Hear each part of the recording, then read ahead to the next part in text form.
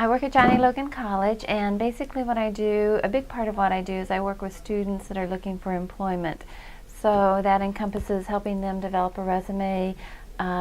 We can help them. I help them complete applications. I actually do mock interviews with them to kind of prepare them for the interview. I work very closely with a lot of employers in the district. If an employer has a part-time or full-time employment need, they can contact our office. They can list that position with us, and then I have resumes in a database, and so I can refer qualified applicants to the employer. So I help facilitate some of those job search processes for the employers, and that's pretty much what I do.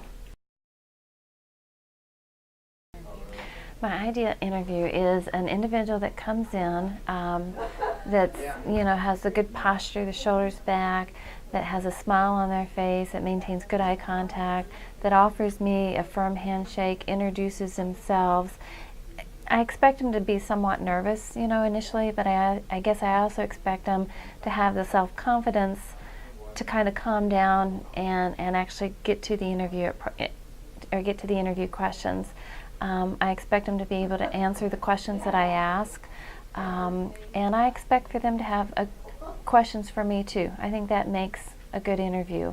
I think what also makes a good interview is if they show to me that they've done their research, if they can answer questions about the company or about the position they're applying for. It shows that they have a vested interest, that they're really interested.